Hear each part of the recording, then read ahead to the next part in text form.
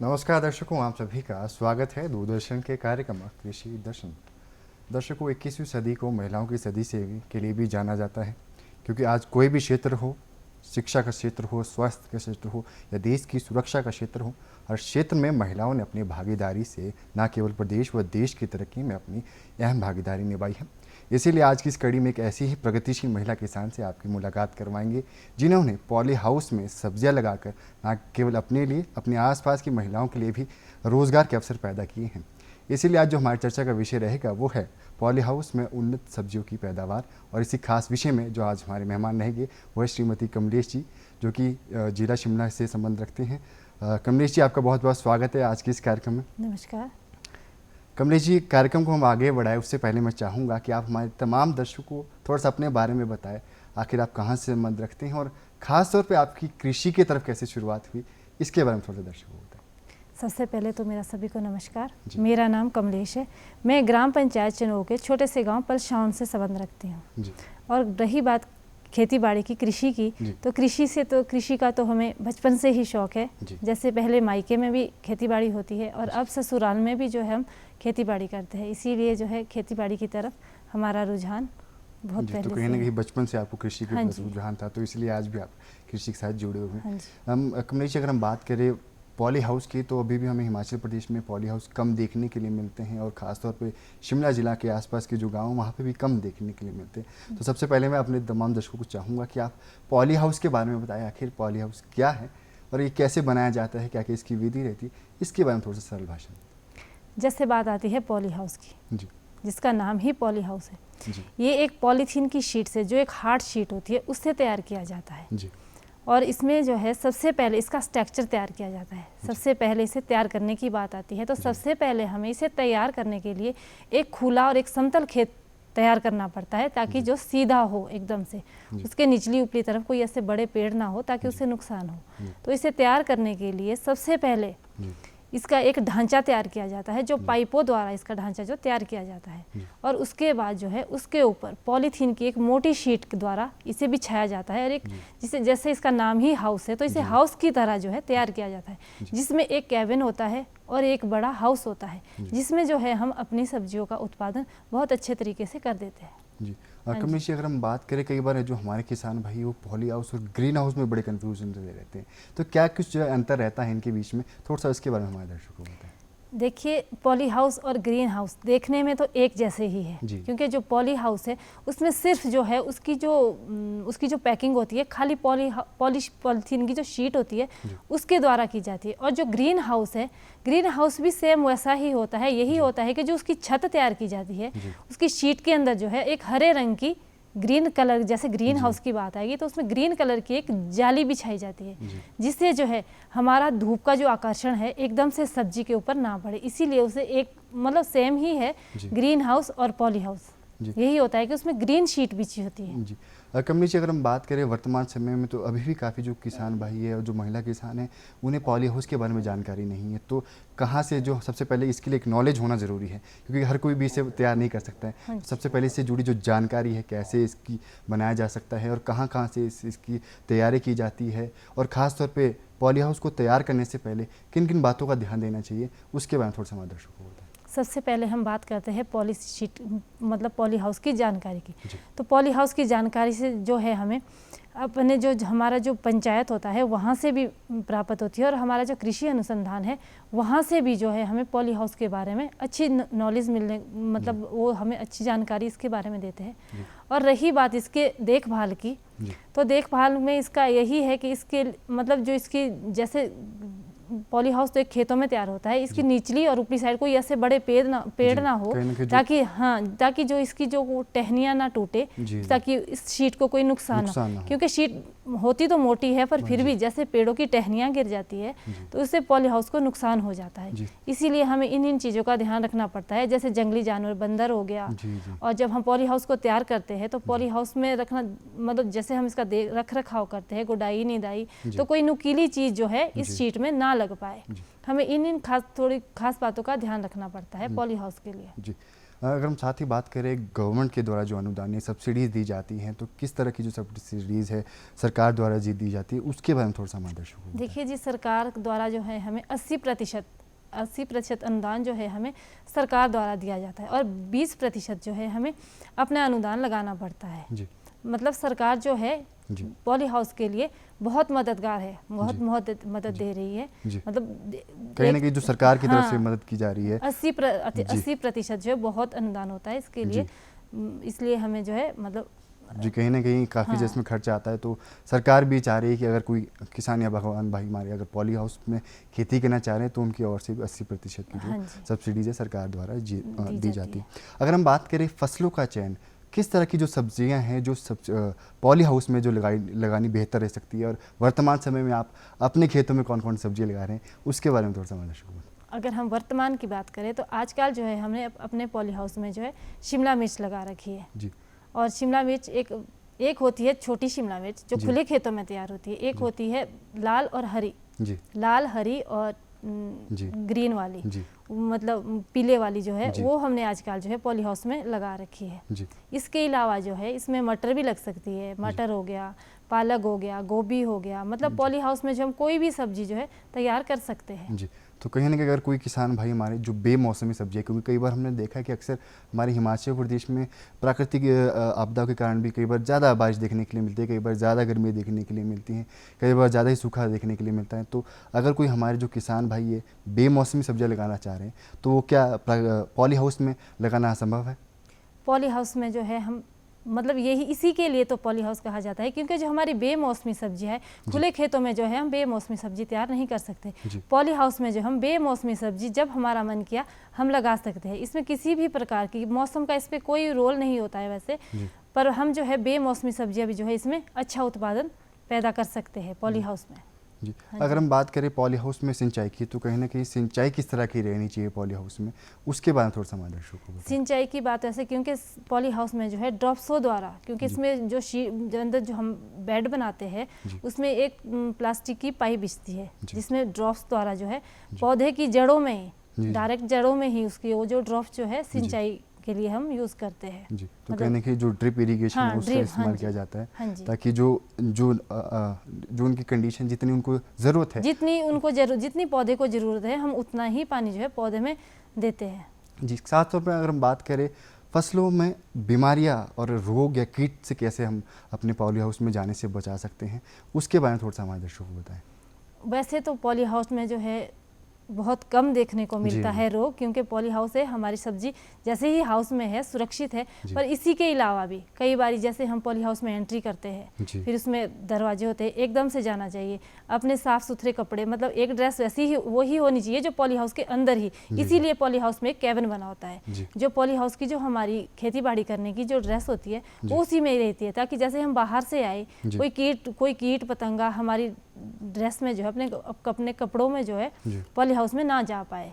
और उसके अलावा जो है जब हम पॉली हाउस को तैयार करते हैं उसकी, जैसे मैंने शुरू में बताया था आपको कि इसकी जो पैकिंग होती है इसको हमें सबसे पहले ध्यान रखना चाहिए, ताकि कहीं कोई जगह ना छूटे, कोई शीट कहीं फट ना जाए, या कोई ऐसी जगह ना रह जाए कि पॉली हाउस कहीं से खुला रह जाए। सबसे यही होता है, मेन कारण यही होता है। वैसे देखने को बहुत कम मिलती है इसमें जो रोग होते हैं इसमें बहुत कम। खासतौर पर अगर हम बात करें पशुधन और प्राकृतिक खेती आज के समय में कितना ज़रूरी है, अगर कोई किसान भाई पशुधन कर रहा है तो वो खेती के लिए कितना फ़ायदेमंद हो सकता है, उसके बारे में आपके क्या विचार है? जाहिर सी बात है, अगर खेती बाड़ी करेंगे तो पशुधन तो जरूरी है, क्योंकि अगर पशुधन नहीं होगा तो हमारे खेतों में उपजाऊ शक्ति होगी नहीं। क्योंकि ज़मीन में जो है अगर जब तक हम गोबर खाद नहीं डालेंगे उपजाऊ शक्ति नहीं होगी। इसीलिए हर एक किसान भाइयों के पास जो है पशुधन होना बहुत ज़रूरी है। जैसे प्राकृतिक खेती की बात की तो प्राकृतिक खेती में जो है हमें गौमूत्र, गोबर इसकी ज़रूरत पड़ती है, इसीलिए जो है हमारे पास पशुधन होना बहुत ज़रूरी है। जी। तो कहीं ना कहीं पशु का होना बड़ा ज़रूरी है। अक्सर आज के समय में देखने के लिए मिलता है कि लोग पशु धीरे धीरे कम करते जा रहे हैं, तो कहीं ना इसीलिए आपका भी कहना है कि पशु का होना बहुत ज़्यादा ज़रूरी है। हाँ जी, खेती बाड़ी में जो है पशु का बहुत महत्व रोल है जी। क्योंकि पशुधन ही एक ऐसी चीज़ है जिससे हम अच्छी आमदनी मिलती है। क्योंकि आमदनी जैसे जब हम पशु पालते हैं दूध घी तो हमें मिलता ही है, मगर खेतों के लिए जो है एक स्वच्छ खाद भी मिलती है। इसके गोबर से, गौमूत्र से जो है हमारा खेत जो है बहुत अच्छे से तैयार हो जाता है। जी। कमलेश जी, अगर हम बात करें महिलाओं के लिए पॉली हाउस में खेती करना कितना आसान है और कितना फ़ायदेमंद हो सकता है महिलाओं के लिए इसमें खेती करना, उसके बारे में थोड़ा सा हमें महिलाओं के लिए तो ये सबसे आसान और एक सरल तरीका है पॉली हाउस में, जी। क्योंकि इसमें ऐसा है कि जैसे खुले खेत होते जी। हैं, खुले खेतों में जो है हल द्वारा, अब तो बैलों की जो जैसे आपने बात की पशुपालन की, तो बैल नहीं है, पर फिर भी जी। पहले बैलों द्वारा की जाती है, अब ट्रैक्टर। अब पॉली हाउस में ऐसा है कि एक अकेली महिला भी जो है पॉली हाउस में बहुत अच्छे से काम कर सकती है, जैसे ट्रैक्टर हो गया, क्योंकि अब आज के युग में जो है महिलाएं किसी चीज़ में पीछे नहीं है, तो ट्रैक्टरों द्वारा महिलाएं ट्रैक्टर चला सकती है, खुद उसकी मल्चिंग कर सकती है, खुद अपना बीज जो है उसमें अपनी जो सब्जियां है वो अकेले उसमें तैयार कर सकती है। इसीलिए सभी महिलाओं से मैं तो यही अनुरोध करती हूँ सभी महिलाओं से कि पॉली हाउस में जो है बहुत अच्छे से एक महिला बहुत अच्छे तरीके से जो है खेती बाड़ी कर सकती है। जी।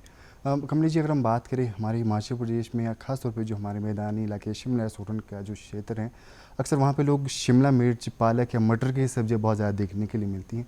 तो सबसे पहले मैं चाहूँगा कि अगर कोई हमारे किसान भाई है वो पॉली हाउस में शिमला मिर्च की खेती करना चाह रहा है तो कितना फ़ायदेमंद हो सकता है, किस तरह के जो फ़ायदे देखने के लिए मिल सकते हैं अगर वो पॉली हाउस में खेती करें, उसके बारे में थोड़ा सा दर्शकों को बताएं।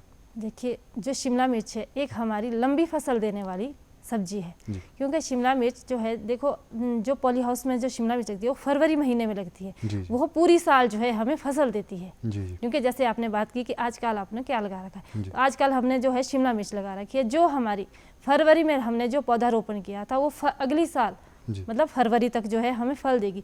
सबसे लंबी चलने वाली जो है हमारी शिमला मिर्च की फसल है, जो पॉली हाउस के लिए बहुत अच्छी है। इसके अलावा भी जैसे मटर हो गया, पालक हो गया, धनिया हो गया, टमाटर भी हो गया, और फ्रांसबीन भी हो जाती, फ्रांसबीन भी लगाते हैं हम पॉली हाउसों में। तो सबसे अच्छी जो लंबी चलने वाली जो फसल है वो एक फ्रांसबीन होगी, क्योंकि फ्रांसबीन भी 2 बारी फ्लावरिंग देती है, फ्रांसबीन भी होगी, और शिमला मिर्च, ये 2 फसलें जो है बहुत लंबी चलती है।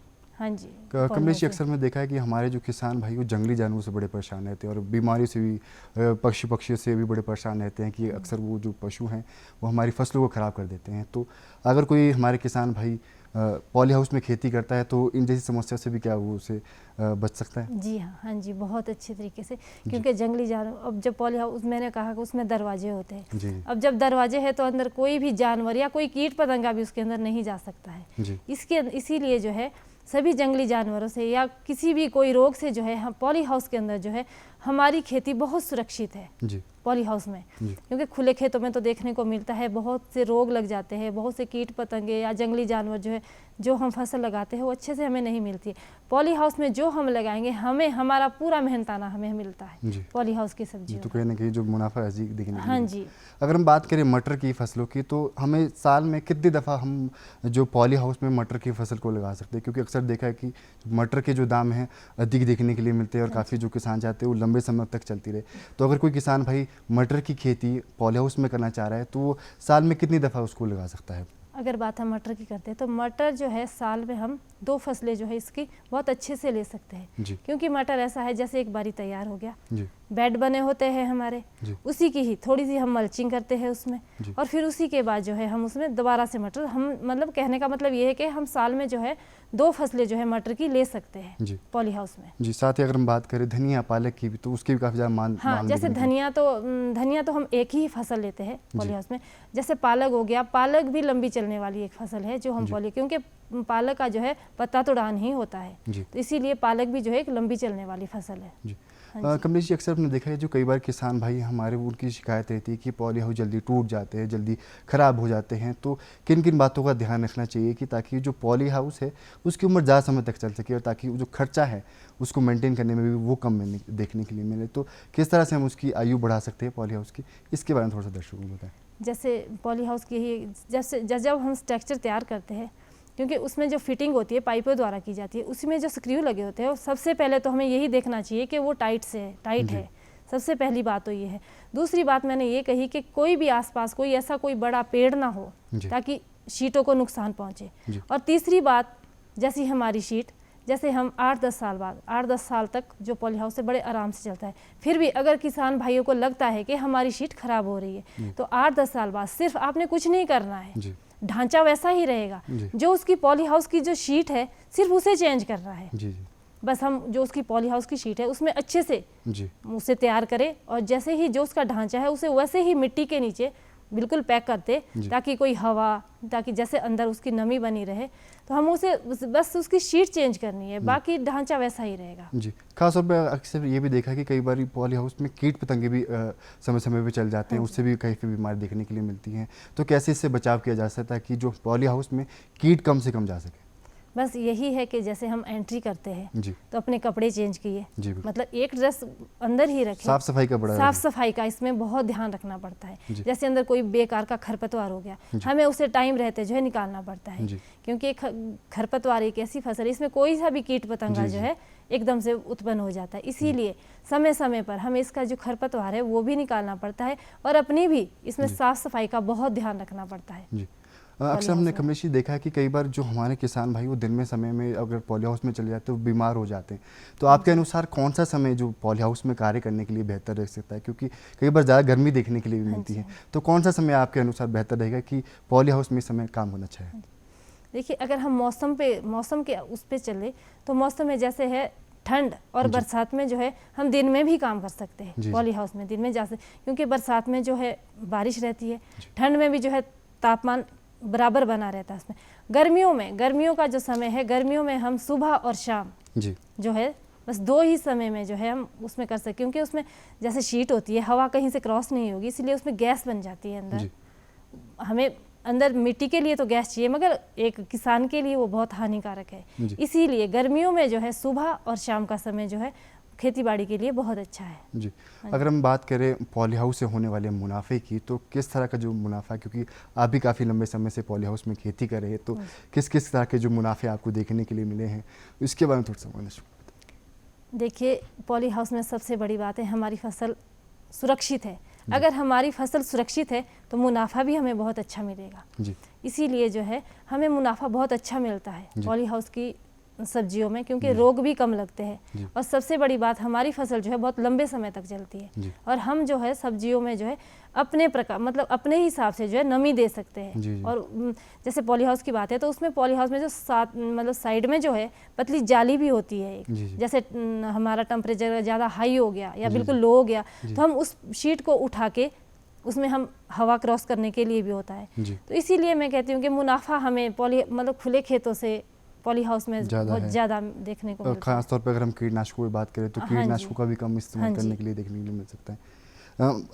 कमलेश जी, मैं आपसे ये जानना चाहूँगा कि फसलों का चयन पॉली हाउस में किस तरह का होना चाहिए? कई बार हमारे किसान भाइयों को नॉलेज नहीं होती है कि कोई भी फसल लगा दी और वो फ़ायदा नहीं देती है, तो फसलों का चयन किस तरह का रहना चाहिए? आपको पहले कहाँ से जानकारी लेनी चाहिए कि कौन सी फसल पॉली हाउस के लिए बेहतर हो सकती है और आपके क्षेत्र के लिए बेहतर हो सकती है, उसके बारे में थोड़ा सा हमारे दर्शकों को बताएं। देखिए, फसल की तो ये बात है, पहले जैसे हमारे गाँव में तो 2-3 पॉली हाउस है, मतलब एक दूसरे से हम संपर्क कर लेते हैं, पर वैसे जैसे जिसने पहली बार पॉली हाउस किया है वो कृषि अनुसंधान से भी हमें जानकारी मिलती है। जैसे जब हम बीज लेते हैं फिर हम उनसे पूछ लेते हैं कि ये बीज किस मौसम में लगता है, फिर हमें कृषि अनुसंधान से या कोई जैसे बहुत लंबे समय से पॉली हाउस में काम कर रहा है हम उनसे भी जानकारी लेते हैं। बस हम मतलब किसी तो कहने के जितने भी जो हमारे आसपास की कृषि अनुसंधान है उनसे भी हम जानकारी ले सकते हैं। साथ ही अगर हम बात करें युवाओं के लिए, खासतौर पे आज के समय में हमारे हिमाचल प्रदेश में रोज़गार की बड़ी समस्या देखने के लिए मिलती है, तो पॉली हाउस में सब्जियां लगाना कितना फ़ायदेमंद हो सकता है और किस तरह के रोज़गार के अवसर हमारे जो युवा पीढ़ी को, खासतौर पे युवा महिलाओं के लिए देखने के लिए मिल सकते हैं, उसके बारे में थोड़ा सा हमारे दर्शकों को बताएं। देखिए, आजकल युवा जो है आवारा घूम रहे हैं, मतलब कोई रोज़गार नहीं है, तो इसीलिए मैं सभी को कहना चाहती हूँ कि पॉली हाउस में मतलब अपने हिसाब मतलब बहुत अच्छा तरीका है पॉली हाउस में जो खेतीबाड़ी, क्योंकि इसमें जितनी हम मेहनत करेंगे, जितनी हम खेतों को मेहनत देंगे वो हमें उतना ही मुनाफा देगा। इसीलिए मैं सभी युवाओं को महिलाओं को सबको कहती हूँ, जरूरी नहीं है कि पॉली हाउस में ही खेतीबाड़ी करें, खुले खेतों में भी खेतीबाड़ी हो सकती है, पर पॉली हाउस में जो है हमें अपना मुनाफा मतलब जो हम सब्जी जितनी हम उसमें उगाएंगे उसका हमें पूरा मुनाफा उसमें मिलेगा। इसलिए मैं कहती हूँ कि खेतीबाड़ी करना एक बहुत बहुत ज़रूरी है। जी। कमलेश जी, अक्सर हमने देखा है कि हिमाचल प्रदेश की जो सब्जी में सबसे जो मुख्य फसल है वो शिमला मिर्च है, और जो लाल पीली जो शिमला मिर्च है वो खास तौर पे पॉली हाउस में ही लगती है। क्या कारण रहता है कि वो केवल पॉली हाउस में अच्छी क्वालिटी की लगती हैं, और क्या क्या किन बातों का ध्यान रखना चाहिए, उसके बारे में थोड़ा सा दर्शकों को बताएं। देखिए, जो लाल हरी मिर्च की बात आपने की, उसमें जो है पॉली हाउस में इसीलिए सुरक्षित है क्योंकि वो खुले खेतों में होना बहुत मुश्किल है, हो जाती है, मगर जो हमें उसका पूरा साइज है वो नहीं मिलता, वो पौधा ग्रोथ नहीं करता है। इसीलिए पॉली हाउस में जो है उसकी हमें अच्छी ग्रोथ, और दूसरी बात उसमें हम अपने तरीके से जितनी उसे नमी चाहिए उतनी हम नमी देते हैं। जैसे ड्रॉप्स की बात आपने की, उसमें हीट की बात आपने की, क्योंकि हीट भी ज़रूरी है, हवा भी ज़रूरी है। इसीलिए जो है लाल पीली शिमला मिर्च जो है पॉली हाउस में बहुत अच्छे से पैदावार हमें देती है। जी, तो कहीं ना कहीं अगर कोई किसान चाहता है कि वो लाल या पीली शिमला मिर्च अगर लगाना चाहता है तो पॉली पॉली हाउस में लगाना सबसे ज़्यादा बेहतर माना जाता है। जैसे आपने अभी जिक्र किया कि उसमें हवा की वेंटिलेशन, तो कितने समय के बाद उसमें खुला रहना चाहिए ताकि जो हवा है वो भी जाती रहे, और पानी खासतौर पे नमी वो मिट्टी भी बनी रहे, वो किस तरह से हमारे किसान कर सकते हैं? वो तो हमें शुरू में करना पड़ता है। जैसे हम खेत तैयार करते हैं जी, फिर हमारा खेत खाली है जी, फिर हम जैसे 1 या 2 दिन के लिए उसमें हवा क्रॉस होने के लिए हम जाली उठा देते हैं जी, और नमी भी देते हैं। उसके बाद जब बेड तैयार हो जाते हैं उसके बाद तो उसमें, क्योंकि अब बारिश तो होगी नहीं, जी, सिंचाई मतलब पाइपों द्वारा जो सिंचाई होती है उसके लिए जो है हमें थोड़े समय के लिए जी, उसमें जालियाँ हीट, मतलब जैसे 1 या 2 दिन का गैप के लिए हमें जो उसमें खुला जैसे रखना 2 दिन के लिए हमने खुला छोड़ दिया जी, तो 2-3 दिन बाद जैसे बंद हो गया, जब हमारी सब्जी उसमें लग गई है उसके बाद हम जो है उससे शीट को नहीं उठाते हैं जब तक हमारा पौधा पूरा तैयार नहीं हुआ। जी। कमलेश जी, अगर हम साथ ही बात करें मिट्टी की गुणवत्ता या मिट्टी की जांच खासतौर पे पॉली हाउस में, क्योंकि हमें आइडिया नहीं रहता है कि किस तरह की जो मिट्टी की गुणवत्ता है पॉली हाउस में किस तरह की है, तो मिट्टी की गुणवत्ता, मिट्टी की जांच करवाना हमारे पॉली हाउस की कितना ज़रूरी है? बहुत ज़रूरी है, क्योंकि अगर हमारी मिट्टी नहीं होगी, क्योंकि जैसे बाहर खेतों में हमारी कंकरीली मिट्टी होती है, उसमें पत्थर होते हैं, लकड़ियों के टुकड़े, कुछ भी होता है। अगर पॉली हाउस को, वही तो हमने शुरू में बात की कि हमें सबसे पहले अपने पॉली हाउस को ऐसे तैयार करना है ताकि जो हमारा जो बीज है उसमें एक एक बीज जो है हमें पूरी पैदावार दे। इसीलिए जो हमारे पॉली हाउस की जो मिट्टी होनी चाहिए उपजाऊ भी होनी चाहिए, क्योंकि जब हम पशुधन पाल रहे हैं, गोबर खाद डाल रहे हैं, तो जाहिर सी बात है कि हमारी मिट्टी जो है बहुत उपजाऊ होगी। इसीलिए यही ध्यान रखना पड़ता है कि उसमें ज़्यादा पत्थर ना हो, हमारी मिट्टी ही मिट्टी हो, उसमें थोड़े पत्थर भी चाहिए पर सबसे ज़्यादा है हल्की मिट्टी चाहिए हमें। जो पॉली हाउस की बात की तो उसमें हमें हल्की मिट्टी की आवश्यकता पड़ती है अपने बीज तैयार करने और फसल तैयार करने के लिए। साथ ही अगर हम बात करें कितने समय के बाद हमें मिट्टी की जांच करवानी चाहिए, और कहाँ से हमें मिट्टी की जांच, जो समय समय पे पॉली हाउस की मिट्टी की जांच कहाँ से करवाते रहना चाहिए? मिट्टी की जाँच की यही बात है, जैसे 3-4 साल बाद कर दिया जी, या साल 2 साल में, मतलब बीच बीच में जैसे आपको लगता है कि हमारे पॉली हाउस में सब्जी की पैदावार थोड़ी कम हो रही है, तो किसानों को समझ लेना चाहिए कि क्योंकि अब जाहिर सी बात है कि इसमें कोई बीमारी तो है नहीं, तो मिट्टी में ही कोई कमी होगी, तो इसीलिए समय समय पर जो है मतलब साल में 2 साल में जो हमें जो है मिट्टी की जांच करते रहना चाहिए। और साथ ही अगर हम बात करें मिट्टी की गुणवत्ता को बढ़ाए रखने के लिए क्या क्या हम कार्य कर सकते हैं जो ज़रूरी है ताकि जो पॉली हाउस में अच्छी पैदावार देखने के लिए मिले? पॉली हाउस में तो सबसे बढ़िया जो है गोबर खाद ही चलती है, क्योंकि हम भी जो हमने जो पॉली हाउस लगा रखा है हमने उसमें कोई रासायनिक खाद का उपयोग नहीं करते हैं। हमारे पास गोबर होता है, पशुधन है, गोबर होता है, इसीलिए जो गली सड़ी जो हमारी खाद होती है, हमारे पास केंचुआ खाद भी होती है, वो सबसे बड़ी मतलब उसके लिए बहुत ज़रूरी होती है। हम मैक्सिमम जो है गोबर खाद का ही इसमें इस्तेमाल करते हैं। जी, साथ ही अगर हम कमलेश जी बात करें परिवार के सहयोग की, तो किस तरह का परिवार का सहयोग रहता है, क्योंकि आपने बताया कि आप लंबे समय से कृषि कर रहे हैं, तो किस तरह का सहयोग परिवार का देखने के लिए मिलता है, उसके बारे में थोड़ा सा दर्शकों को बताएं। देखो, परिवार में हम 6 लोग हैं जी, बच्चों को छोड़ के, हम सभी जो है मिलजुल के इसमें काम करते हैं परिवार का, क्योंकि एक अकेला आदमी कुछ नहीं, एक अकेली महिला या एक अकेला आदमी जो कुछ नहीं कर सकता, इसीलिए परिवार का जो है बहुत सहयोग रहता है, क्योंकि हमारा काम है फसल तैयार करना, मंडियों तक जो है हमारे जो जेंट्स लोग हैं वही ले जाते हैं, सिर्फ हम महिलाओं का काम होता है फसलों को तैयार करना, गुड़ाई निदाई जैसे उसको लगाना, बाकी हमारा सबका जो है मतलब तो कहीं ना कहीं परिवार का बहुत सहयोग रहता है खेती बाड़ी में। जी, कमलेश जी अगर हम बात करें बदलते पर्यावरण की, तो प्राकृतिक खेती को अपनाना बहुत ज़्यादा ज़रूरी हो गया है, तो आपका किस तरह से प्रयास रहता है कि मैं अपने पॉली हाउस में प्राकृतिक खेती से इस्तेमाल करूं और हमारी जो मिट्टी और ख़ास तौर पर जो हमारा पर्यावरण है उसको फ़ायदा पहुँचा सकूँ? देखिए, हम समय समय पर जो है प्राकृतिक खेती की जो जो खाद होती है उसका भी, जैसे गोबर गौमूत्र से तैयार की जाती है, उसका छिड़काव समय समय पर करते रहते हैं। मिट्टी की जाँच समय समय पर, जब हमारी मिट्टी हमारी खाद भरपूर मात्रा में फसलों को मिलती है, जी। तो जाहिर सी बात है कि जी। हमें अच्छे से उसका होता तो है। कहीं ना कहीं आपका भी प्रयास रहता है कि आप समय समय पे जो प्राकृतिक विधि है उसे अपनाते रहे, ताकि अच्छी और हमारे जो पर्यावरण हाँ को भी जी। फायदेमंद हो हाँ सके। जी। तो दर्शकों, आज हमने मुलाकात की कमलेश जी से, जिनसे जाना कि आखिर किस तरह से पॉली हाउस में हम सब्जियां लगाकर उन्नत पैदावार कमा सकते हैं और एक अच्छा रोजगार के अवसर पा सकते हैं। तो दर्शकों, अब वक्त हो चुका है आपसे विदा लेने का। फिर मुलाकात होगी एक नए विषय के साथ। तब तक के लिए जय हिंद, जय हिमाचल।